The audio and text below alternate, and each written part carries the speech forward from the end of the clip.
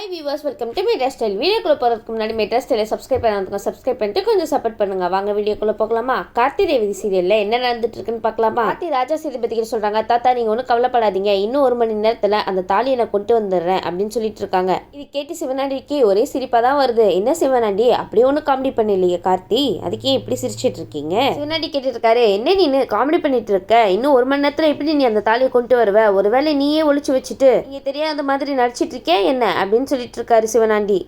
இந்த மாதிரி கீழ்த்தனமான காரியத்தெல்லாம் நீங்க தான் பண்ணுவீங்க, கார்த்தி கிடையாது. சிவனாண்டி சொல்றாரு, அப்போ நீ தான் எடுத்து வச்சிருக்க, என்ன சொல்றது கரெக்ட் தானே அப்படின்னு சொல்லிட்டு இருக்கும்போது, இங்க பாரு, இதோட உன் வாயை மூடிக்கோ, இதுக்கு மேல ஒரு வார்த்தை பேசினேன் இங்க நடக்கிறதே வேற அப்படின்னு சொல்லிட்டு இருக்காங்க. பூசாரி சொல்றாங்க, இங்க பாருங்க 2 பேர் சண்டை போடுறதை நிறுத்துங்க, இது ஒன்றும் சண்டை போடுற நேரம் கிடையாது. ஏப்பா சிவனாண்டி, இன்னும் அவர் தான் 1 மணி நேரத்துல கண்டுபிடிச்சு தரேன்னு சொல்றாருல, நீயே தேவையில்லாத வாக்குவாதம் வச்சுட்டு இருக்க, கொஞ்சம் அமைதியா இருப்பா அப்படின்னு சொல்லிட்டு இருக்காங்க. சரி ஐயா, கண்டுபிடிச்சிடலாம் நீங்களா கவலைப்பட்டிருக்காதீங்க, கார்த்தி கண்டுபிடிச்சிருவாரு. பூசாரி சொல்றாங்க, இன்னும் 1 மணி நேரத்துல தாலி கண்டுபிடிச்சிடணும், அப்பதான் பூஜை எல்லாம் நடத்தி முடிச்சுட்டு கும்பாபிஷேகத்துக்கு ரெடி பண்ண முடியும் அப்படின்னு சொல்லிட்டு இருக்காரு. அப்படி மட்டும் இல்லைன்னா இந்த கோயில் கும்பாபிஷேகமே நடக்காதுப்பா அப்படின்னு சொல்லிட்டு இருக்காங்க பூசாரி. கார்த்தி சரின்னு சொல்லிட்டு, சரி தாத்தா நான் போயிட்டு வரேன், இன்னும் 1 மணி நேரத்துல கண்டிப்பா தாலியோட வருவேன் அப்படின்னு சொல்லிட்டு ரொம்பவே நம்பிக்கை கொடுத்துட்டு போயிட்டு இருக்காரு கார்த்தி. கண்டிப்பா கார்த்தி கண்டுபிடிச்சிருவாரு. அப்படி சிவனாண்டி சிரிக்கிறாரு, ஏன்பா அப்பப்ப சிரிக்கிறீங்க, உங்களுக்கு ஏதாவது ஆயிடுச்சா இல்ல சிவனாண்டி? சிவனாண்டி சிரிச்சுட்டே வந்து, போப்பா போ, எப்படி நீ கண்டுபிடிக்கிறேன் நானும் பாக்குறேன், தாலி கண்டிப்பா உன் கையில கிடைக்கவே கிடைக்காது, அது மட்டும் உறுதியான சொல்லுவேன் அப்படின்னு சொல்லிட்டு மனசுல நினைச்சிட்டு இருக்காரு சிவனாண்டி. சந்திரா ஒரு பக்கம் சிவனாண்டிக்கு கால் பண்ணிட்டு அங்க என்ன நடக்குது ஏது நடக்குதுன்னு விசாரிச்சுட்டே இருக்காங்க. என்ன சந்திரா அவ்வளவு பயமா கார்த்தி மேல, ஒருவேளை அந்த சைடு வந்துருவாரோ அப்படின்னு சொல்லி நினைச்சிட்டு இருக்கீங்களா என்ன, அதனாலதான் போன் பண்ணி கேக்குறீங்களா? சிவனாண்டி சொல்றாரு, அவரு பெரிய சவால் விட்டுட்டு போயிருக்காரு, இன்னும் 1 மணி நேரத்துல தாலி செயினை கொண்டு வந்துருவாராம். எனக்கு சிரிப்பா வருது அவன் பேசுறதை கேட்டுட்டு, எப்படி தாலியோட வருவான், அந்த தாலி தான் என்கிட்ட இருக்கே, எப்படி அவனால ஒண்ணுமே கண்டுபிடிக்க முடியாது அப்படின்னு சொல்லிட்டு இருக்காங்க சிவனாண்டி. சந்திரா சொல்றாங்க, சரி அதுக்காக அவனை சாதாரணமா இடம் போட்டுறாத, அவனை பத்தி நான் சொன்னமா என்ன, அவனை பத்தி தான் உங்களுக்கே நல்லா தெரியுமே அப்படின்னு சொல்லிட்டு இருக்காங்க. தெரிஞ்சு இந்த மாதிரி காரியத்தை பண்றீங்களே, அதான் ஏனும் புரிய மாட்டேங்குது. சந்திரா சொல்றாங்க, சரி எதுக்கும் நீ கவனமா இருந்துக்கோ, தாலியோட வந்துட போறான் அப்படின்னு சொல்லிட்டு இருக்கும்போது சிவனாண்டி சொல்றாங்க, சந்திரா நீ கவலைப்படாத, அவன் எங்க உருண்டு தேடினாலும் கண்டிப்பா கிடைக்கவே கிடைக்காது, அங்க நடக்க வேண்டிய நல்ல காரியத்தை நல்லபடியா நடத்து அப்படின்னு சொல்லிட்டு இருக்காங்க. சிவனாண்டிக்கு மூஞ்செல்லாம் உடைய போதுன்னு நினைக்கிறேன். இன்னும் கொஞ்ச நேரத்துல கார்த்தி இறங்கி ஏதாவது ஒரு விஷயம் செஞ்சு தப்பா போயிருக்க என்ன, கண்டிப்பா தாலியும் கண்டுபிடிப்பாரு, உங்க மூஞ்சியும் உடைக்க போறாரு. இந்த பக்கம் ஈஸ்வரி வந்து நலங்கு ஃபங்க்ஷனுக்கு ரேவதி ரெடி பண்றதுக்காக ஒரு புடவையை கொடுத்துட்டு, இங்க பாருமா போய் இந்த புடவையை கட்டிட்டு வா ரேவதி அப்படின்னு சொல்லிட்டு இருக்காங்க. ரேவதிக்கு மனசே கிடையாது, ஏன்னா மருத கல்யாணம் பண்றதுல அவங்களுக்கு கொஞ்சம் கூட விருப்பம் கிடையாது. அவங்களுக்கு எம்டி சாரோட கல்யாணம் நடக்கணும் தான் விருப்பம். கொஞ்சம் வெயிட் பண்ணுங்க, உங்க எம்டி சாரோடய கல்யாணம் நடக்கும். அதனால ரேவதி கிளம்பாம அப்படியே உட்காந்துட்டு இருக்காங்க. ரேவதி உங்க நிலைமை யாருக்குமே வரக்கூடாது, உங்க அம்மா என்ன இப்படி பண்றாங்களோ. ரோகிணி அந்த இடத்துக்கு வந்துட்டு ரேவதி கிட்ட கேட்டு இருக்காங்க, என்ன ரேவதி நீ இன்னும் நலங்கு ஃபங்க்ஷனுக்கு ரெடி ஆகலையா, அப்படியே உட்காந்துருக்க என்னாச்சு அப்படின்னு சொல்லி கேட்டுட்டு இருக்காங்க. ரோகிணி இப்படி சொல்லிட்டீங்க, உங்க தங்கச்சியாச்சே, உங்களுக்கு தான் அவங்க எதை பத்தி ஃபீல் பண்றாங்கன்னு தெரியும்ல, அப்ப எதுக்கு கேக்குறீங்க? ரேவதி சொல்றாங்க, அக்கா கொஞ்சம் கூட இந்த கல்யாணத்துல வர எனக்கு விருப்பமே கிடையாதுக்கா, ஆனா எனக்கு எப்படி இந்த தைரியத்தை வர வச்சுட்டு இந்த விஷயத்த அம்மா கிட்ட சொல்றதுன்னு தெரியலக்கா அப்படின்னு சொல்லிட்டு இருக்காங்க ரேவதி. உங்களுக்கு ஏதாவது ஒரு விஷயம் வேணும்னா அதை நீங்க தான் முயற்சி பண்ணி உங்க அம்மா கிட்ட கேட்கணும். நீங்க எல்லார்கிட்டயும் போய் ஹெல்ப் கேட்கறத விட நீங்களே உங்க மனசை விட்டு அவங்க அம்மா கிட்ட சொல்லிடுங்க, நான் மருத விரும்பல, எம்டி சாரை தான் விரும்புறேன், எனக்கு அவர் கூட தான் கல்யாணம் வேணும் அப்படின்னு சொல்லிடுங்க பேசாம. உடனே ரோகிணி சிரிச்சிட்டு இருக்காங்க. என்ன ரோகிணி சிரிக்கிறீங்க, ரேவதி எவ்வளவு ஃபீல் பண்ணி சொல்லிட்டு இருக்காங்க, நீங்க என்னன்னா காமெடி பண்ணிட்டு இருக்கீங்க இந்த டைம்ல. ரோகிணி சிரிச்சுட்டே, எனக்கு எந்த விஷயம்னு புரிஞ்சு போச்சு, நீ எதுக்காக ஃபீல் பண்ணிட்டு இப்படி உட்கார்ந்துருக்க அப்படின்னு சொல்லிட்டு கேட்கும்போது ரேவதி கேட்கறாங்க, என்னக்கு சிரிக்கிற, சரி சொல்லு என்ன விஷயம் அப்படின்னு சொல்லி கேட்டுட்டு இருக்கும்போது ரோகிணி சொல்றாங்க, ஆமா நீ உன்னோட எம்டி சாரை விரும்ப ஆரம்பிச்சுட்ட, அதனாலதான் உனக்கு இந்த கல்யாணத்துல கொஞ்சம் கூட இஷ்டமே கிடையாது அப்படின்னு சொல்லிட்டு இருக்காங்க. அதுக்கு ரேவதி சொல்றாங்க, அக்கா என்னக்கா நீ இப்படிலாம் சொல்லிட்டு இருக்க, இது தப்பு இல்லையாக்கா, கண்டிப்பா இந்த 2 குடும்பமும் சேரணும்னா நான் கல்யாணம் பண்ணி தான் ஆகணும் மருத அப்படின்னு சொல்லிட்டு இருக்காங்க. இந்த ரேவதியை இப்படி பேசிட்டு இருக்காங்க. அந்த மருத போய் காத்தின்னு நினைச்சிட்டு இந்த 2 குடும்பமும் சேர்றதுக்காக நான் மருதையே கல்யாணம் பண்ணிக்கிறேன்னு சொல்றாங்களே, இவங்கள என்ன சொல்றது? ரோகிணி சொல்றாங்க, இங்க பாரு ரேவதி, இது உன்னோட வாழ்க்கை, நான் திரும்பி இந்த ஒரு விஷயத்தை தான் உங்ககிட்ட சொல்றேன், இது உன்னோட வாழ்க்கை, நீ தான் முடிவு எடுக்கணும், யாரும் முடிவு எடுக்கிறதுக்கு அவங்களுக்கு கொஞ்சம் கூட ரைட்ஸ் கிடையாது, ஆனா அம்மாவுக்கும் அந்த ரைட்ஸ் கிடையாது. அம்மா உனக்கு கல்யாணம் பண்ணி வைக்கணும்னு சொல்லிட்டு நினைச்சிட்டு இருக்காங்க, ஆனா உன் மனசுக்கு பிடிக்காத ஒருத்தரை கல்யாணம் பண்ணிட்டு எப்படி நீ உன் வாழ்க்கை ஃபுல்லா சந்தோஷமா இருக்க போற சொல்லு அப்படின்னு சொல்லி கேட்டுட்டு இருக்காங்க. நீ கல்யாணம் பண்ணிக்கிறவரு உன் மனசுக்கு பிடிச்சவரை இருக்கணுமா இருக்கக்கூடாதா சொல்லு, அப்ப எப்படி இந்த நலங்கு ஃபங்க்ஷன் அவனால சந்தோஷமா இருக்க முடியும், கண்டிப்பா சந்தோஷமா இருக்கவே முடியாது அப்படின்னு சொல்லிட்டு இருக்காங்க ரோகிணி. ரோகிணி சொல்றது 100க்கு 100 கரெக்ட். இன்னொருத்தர மனசுல நினைச்சிட்டு விரும்பிட்டு இருக்கும் போது மத்தவங்க கூட கல்யாணம் நடத்துறது எப்படி உங்க மனசு அக்செப்ட் பண்ணிக்கும்? ரேவதி நினைச்சிட்டு இருக்காங்க, சரிக்கா இப்ப என்னக்கா பண்றது அப்படின்னு சொல்லிட்டு யோசிச்சுட்டு இருக்கும் போது அங்க ஊர் ஜனங்கள்லாம் இந்த ஃபங்க்ஷனுக்கு வந்துட்டு இருக்காங்க. ஈஸ்வரி வந்து அவங்கள பார்த்து கேட்டுட்டு இருக்காங்க, என்னாச்சு என்ன விஷயம் அப்படின்னு சொல்லி கேட்டுட்டு இருக்கும் போது மாதிரி அம்மனோட தாலி செயின் வந்து காணா போச்சுமா அப்படின்னு சொல்லிட்டு இருக்காங்க. உடனே ஈஸ்வரி வந்து ஷாக் ஆகி என்ன அப்படின்னு சொல்லி கேட்பாங்கன்னு பார்த்தா இவங்க இந்த இடத்துல அதை எதுக்கு என்கிட்ட சொல்றீங்க, எனக்கு அதை பத்தி கவலை கிடையாது, இந்த விஷயத்த நீங்களே எதுக்காக என்கிட்ட வந்து சொல்லிட்டு இருக்கீங்க அப்படின்னு சொல்லிட்டு இருக்கும்போது ஊர் மக்கள்லாம் கேட்குறாங்க, என்னம்மா பேசிட்டு இருக்கீங்க, நான் வந்து உங்களுக்குலாம் ஓட்டு போட்டு உங்களை ஜெயிக்க வச்சிருக்கோம். அப்படி இருக்கும்போது அந்த கோவிலில் ஒரு பிரச்சனைனா அது உங்களை தானே வந்து சேரும், நீங்களும் தானே அந்த விஷயத்துக்கு பொறுப்பா இருப்பீங்க அப்படின்னு சொல்லி கேட்டுட்டு இருக்காங்க. நல்லா கேளுங்க, நல்லா மண்டையில உரைக்கிற மாதிரி கேளுங்க. அப்படி இருக்கும்போது நீங்க அந்த கோயில்ல வந்து என்னாச்சு ஏதாச்சுன்னு பார்க்க வேணாமா அப்படின்னு சொல்லி கேட்டுட்டு இருக்காங்க. அவங்க சொல்றதும் ஒரு வகையில கரெக்டா தானே இருக்கு ஈஸ்வரி.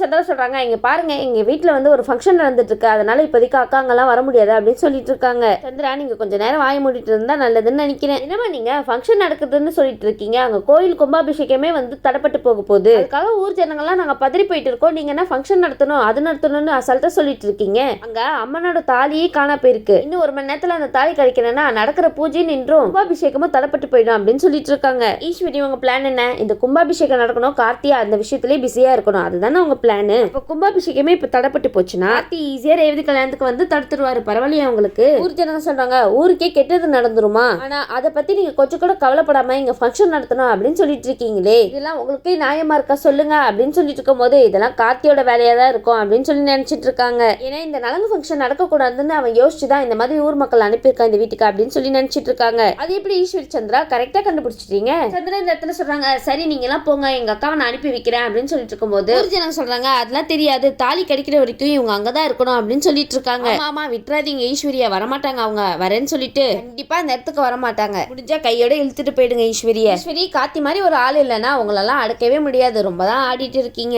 ஈஸ்வரிக்கு வந்து இந்த நேரத்துல என்ன பண்றதுன்னே தெரியல. உடனே ராஜராஜனும் மயிலும் சொல்லிட்டு இருக்காங்க, ஆமாத்தா அவங்க சொல்றது சரிதானே, இன்னைக்கு நீங்க ஒரு அதிகாரியா, அதாவது ரொம்ப பெரிய ஆளா இருக்கிறதுக்கு அவங்க தானே காரணம், அப்ப ஊர்ல ஒரு பிரச்சனைனா அந்த இடத்துல முதல்ல போய் நீங்க நிக்க வேணாமா அப்படின்னு சொல்லி கேட்டுட்டு இருக்காங்க. மயில் வாங்கணும், இதுதான் சாக்குன்னு நீங்க ஒரு பக்கம் உங்க அத்தையை போட்டு கொடுக்குற மாதிரில இருக்கு. ஈஸ்வரிக்கு ஒரே எரிச்சலா இருக்கு. ஈஸ்வரி உங்க பொறுப்பு தானே இது, அதுக்கு போய் எரிச்சப்பட்ட எப்படி? ஊர் தான் ஃபர்ஸ்ட், அதுக்கப்புறம் தான் வீட்டுல உள்ள ஃபங்க்ஷன்லாம். என்ன நினைக்கிறாங்க, சே எப்படியாவது இந்த நலங்கு ஃபங்க்ஷன் நடக்கணும் தான் அவனுக்கு ஒரு இடைஞ்சல கொடுத்தோம், ஆனா நம்மளுக்கே இந்த மாதிரி இடைஞ்சலா இருக்கே, இப்ப என்ன பண்றது அப்படின்னு சொல்லிட்டு ரொம்பவே யோசிச்சுட்டு இருக்காங்க. ஆனா சந்திரகலாக்கு ரொம்பவே திமிர்தான், அப்படிலாம் வர முடியாது அப்படின்னு சொல்லிட்டு இருக்காங்க. உடனே ஊர்ல உள்ளவங்க சொல்றாங்க, இப்ப மட்டும் அவங்க வரலனா இங்கேயே உட்காந்து நாங்க போராட்டம் பண்ண ஆரம்பிச்சிடுவோம் அப்படின்னு சொல்றாங்க. பேசாம அதை பண்ணுங்கப்பா, அப்பதான் வருவாங்க. உடனே மயில்வாங்கன்னு சொல்றாங்க, அத்தை இங்க பாருங்க, இந்த மாதிரிலாம் அவங்க பண்ணாங்கன்னா உங்க மான மரியாதை தான் போகும், பேசாம அவங்க கூட கிளம்பி போயிடுங்க அத்தை, அதுதான் உங்களுக்கு இப்ப கரெக்டான வழி அப்படின்னு சொல்லிட்டு இருக்காரு மயில்வாங்கணும். அத்தையை துரத்துறதுலே இருக்கீங்களே, அத்தை போங்க அத்தை, நலங்க கூட நம்ம அப்புறமா வச்சுக்கலாம், ஃபர்ஸ்ட் இங்க இருந்து கிளம்புங்க அப்படின்னு சொல்லிட்டு இருக்காங்க மயில்வாங்கணும். ஒரு வழியா சாமுண்டீஸ்வரி முடிவெடுத்துட்டு சரி வாங்க கோயிலுக்கு போகலாம் அப்படின்னு சொல்லிட்டு எல்லாரையும் கிளப்பிட்டு போறாங்கப்பா. போங்க போங்க, எப்படியும் நலங்கு ஃபங்க்ஷனை நிறுத்தியாச்சு. உடனே சந்திரகலா சொல்றாங்க, அந்த இடத்துல இதுக்கு பின்னாடி கண்டிப்பா கார்த்தியா தான் இருப்பான், அவன் தான் இந்த மாதிரிலாம் பண்ணணும்னு சொல்லி இவங்களை அனுப்பி வச்சிருப்பான் அப்படின்னு சொல்லிட்டு இருக்காங்க. சந்திரா நீங்க ரொம்ப புத்திசாலிதான், எப்படி சூப்பரா கண்டுபிடிச்சிட்டீங்க, கண்டிப்பா இது கார்த்தியோட வேலையா தான் இருக்கும், கண்டிப்பா இந்த நலங்கு ஃபங்க்ஷன் நடக்கக்கூடாதுன்னு நினைச்சுதான் அவன் இந்த மாதிரிலாம் பண்ணிருப்பான், ஆனா அவன் இங்க வரக்கூடாதுன்னு தான் அவனுக்கு ஒரு பிரச்சனையை கொடுத்தான், அவன் என்னன்னா நம்மளுக்கே பிரச்சனையை உண்டாக்கிட்டானே அப்படின்னு சொல்லிட்டு நினைச்சிட்டு இருக்காங்க சந்திரகலா. பாவம் கார்த்தி சந்திரா இது மாதிரி தனியா புலம்புற நிலைமைக்கு வந்துட்டாங்க. சந்திரா நினைச்சிட்டு இருக்காங்க, சரி அவனை சும்மாவே விடக்கூடாது, அவனுக்கு எப்படி இந்த தாலி கிடைக்குதுன்னு நான் பாக்குறேன் அப்படின்னு சொல்லிட்டு இருக்காங்க. கண்டிப்பா இதனால அவன் குடும்பத்துக்கு பெரிய பிரச்சனை தான் வரப்போகுது அப்படின்னு சொல்லி நினைச்சிட்டு இருக்காங்க. பிரச்சனை அவங்களுக்கு இல்ல, உங்களுக்கு தான் சந்திரா. உடனே கார்த்தி வந்து மயில்வாகனத்துக்கு கால் பண்ணி கேட்கறாங்க, என்னாச்சு அங்க அப்படின்னு சொல்லிட்டு இருக்கும் போது மயில்வாகனம் சொல்றாங்க, மாப்பிள்ள நீ சொன்ன மாதிரியே அவங்க எல்லாம் வந்தாங்க, அதனால இங்க நலங்கு ஃபங்க்ஷனும் நடக்கல, அத்தையும் கிளம்பி போயிட்டாங்கப்பா, நீ கவலைப்பட்டுக்காத அப்படின்னு சொல்லிட்டு இருக்காங்க மயில்வாகனம். எப்படியோ ஒரு பிரச்சனை முடிஞ்சிச்சு, இன்னும் தாலியை கண்டுபிடிச்சிட்டாருன்னா கார்த்திக் நிம்மதியா இருந்திருப்பாரு. மயில் கேக்குறாங்க, சரிப்பா நீ வந்து நலங்கு ஃபங்க்ஷனை வந்து தடுத்து நிறுத்திட்ட,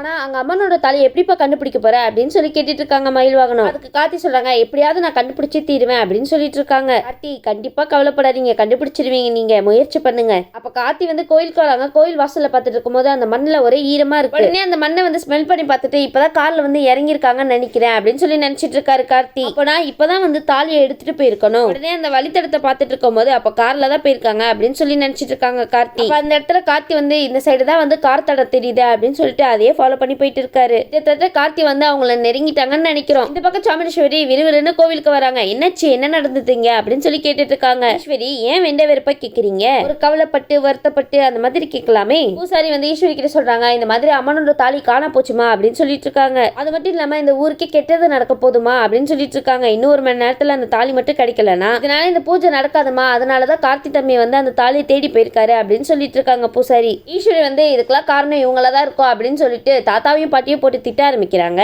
ஈஸ்வரி போய் போய் பெரியவங்களை பார்த்து இப்படி பேசுறீங்க, இந்த வயசுல அவங்க பண்ணக்கூடிய காரியமா அது, கொஞ்சம் கூட யோசிக்க மாட்டீங்களா என்ன? நீங்க இந்த பக்கம் திரும்பி இவங்களை கேட்கறது பதிலா அந்த பக்கம் திரும்பி சிவனாண்டியை கேளுங்க, ஏன்பா தாலியை திருடுன அப்படின்ட்டு. உடனே பாட்டிக்கு கோவம் வந்து, ஏய் நீ வாயை மூடுறி, இன்னொரு தடவை நீ ஏதாவது தப்பா பேசினேன்னு வச்சுக்கோ, என்ன பண்ணுவேன்னு எனக்கு தெரியாது, அமைதியாரு அப்படின்னு சொல்லிட்டு இருக்காங்க. பாட்டி இதை எதிர்பார்க்கவே இல்லையே. அதுக்கு ஈஸ்வரி சொல்றாங்க, ஆமா இதுக்கு மட்டும் குறைச்சல் கிடையாது, கோவம் மட்டும் வந்துடும். எப்ப பாரு உங்களுக்கு எல்லாம் இதே வேலைதான், இதை காணா அதை காணா அப்படின்னு சொல்லிட்டு எப்ப பாரு ஏதாவது பிரச்சனை பண்றதே உங்களுக்கு வேலையா போச்சுல அப்படின்னு சொல்லி கேட்டுட்டு இருக்காங்க ஈஸ்வரி. ஈஸ்வரி இந்த பிரச்சனை உண்டாக்குனதே நீங்க தானே, அவங்கள போய் குத்த சொல்லிட்டு இருந்தா எப்படி நியாயமாகும்? ராஜா சேதுபதி வந்து ஈஸ்வரி கிட்ட சொல்றாங்க, இங்க பாரு ஈஸ்வரி இதோட நிறுத்திக்கோ, இன்னும் ஒரு வார்த்தை ஏத்து பேசினா நான் என்ன பண்ணுவேன்னு எனக்கே தெரியாது அப்படின்னு சொல்லிட்டு இருக்காங்க. என்ன நானும் பாத்துட்டே இருக்க, ரொம்ப ஓவரா பேசுறீங்க ரெண்டு பேரும் அப்படின்னு சொல்லிட்டு ஈஸ்வரி ரொம்ப டென்ஷன் ஆயிட்டு இருக்காங்கப்பா. ஈஸ்வரி அவங்க ஒன்னும் ஓவரா பேசல, நீங்க தான் ஓவராவும் தேவையில்லாம பேசிட்டு இருக்கீங்க. நீ வேணா பாரு என்னோட பேரு தாலியோட தான் வருவா அப்படின்னு சொல்லிட்டு இருக்கும் போது ஈஸ்வரி சொல்றாங்க, அப்ப தாலியோட வரலன்னா என்ன பண்ணுவீங்க அப்படின்னு சொல்லி கேட்டுட்டு இருக்காங்க. ராஜா சேதுபதி சொல்றாங்க, அவன் மட்டும் இந்த தாலியை கொண்டு வரலன்னா ஊர் முன்னாடி எல்லாருக்கிட்டையும் மன்னிப்பு கேட்கிறேன் நானு அப்படின்னு சொல்லிட்டு இருக்காங்க.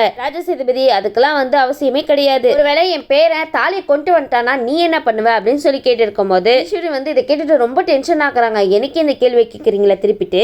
ராஜராஜன் சொல்றாங்க, ஒருவேளை தாலியை காத்தி கொண்டு வந்துட்டாருனா இவ்வளவு நேரம் எங்க அப்பாவை தப்பா பேசிட்டு இருந்தியே, அதுக்காக நீ காலில் விழுந்து மன்னிப்பு கேட்பியா அப்படின்னு சொல்றாங்க. ராஜராஜன் ரொம்பவே சூப்பரான ஒரு விஷயம் சொல்லிருக்கீங்க, கண்டிப்பா இந்த மாதிரி யாருமே யோசிச்சிருக்க மாட்டாங்க. உடனே ராஜராஜனை வந்து முறைச்சிட்டே பாக்குறாங்க ஈஸ்வரி. உடனே ஈஸ்வரி சொல்றாங்க, சரி அவன் மட்டும் தாலியை கண்டுபிடிச்சு கொண்டு வந்துட்டானா ஊர் மக்கள் முன்னாடி உங்க அப்பா காலில் நான் விழுறேன் அப்படின்னு சொல்றாங்க.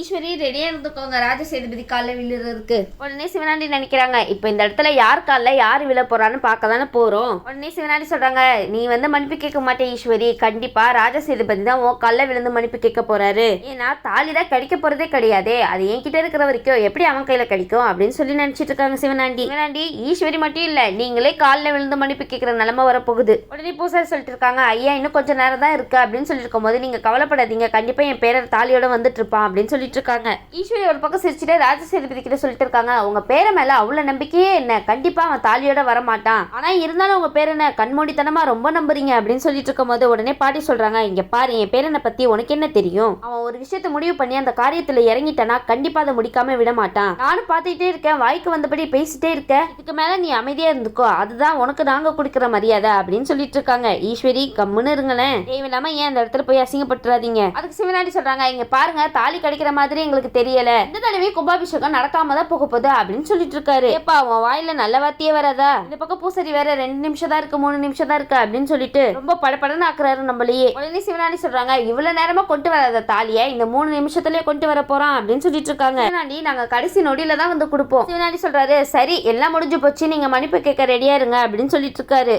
சீக்கிரம் மன்னிப்பு கேட்டுட்டு போங்க, எங்களுக்கு எல்லாம் நிறைய வேலை இருக்கு, அது மட்டும் இல்லாம இனி கோயில் கும்பாபிஷேகமும் நடக்க போறது கிடையாது. சிவனாண்டி இந்த மாதிரி ஒரு பக்கம் ஆசா பேசிட்டு இருக்க, அந்த இடத்துல கார்த்தி வந்து தாலியோட வந்துடுறாரு. இதை பார்த்துட்டு சிவனாண்டியும் சாமுண்டீஸ்வரியும் வாய் மேல கையை வச்சுட்டு அதிர்ச்சியா நின்றுட்டு இருக்காங்க.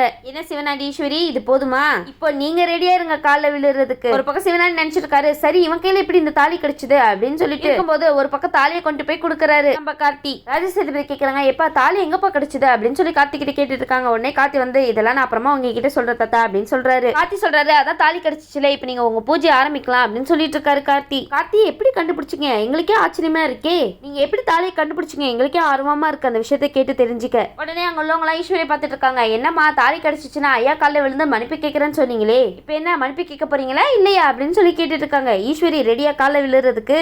அதுக்குதான் ஈஸ்வரி பேசுறதுக்கு முன்னாடி யோசிச்சு நல்லா பேசணும்னு சொல்றது. ஈஸ்வரி சொல்றாங்க, யார் என்ன சொன்னாலும் சரி, நான் சொன்ன வாக்க எப்பவுமே நிறைவேற்றி தான் எனக்கு பழக்கம் அப்படின்னு சொல்லிட்டு ராஜா சேதுபதி ஐயா காலில் விழுந்து மன்னிப்பும் கேட்கறாங்க. நிஜமா இதை உங்ககிட்ட இருந்து எதிர்பார்க்கல ஈஸ்வரி.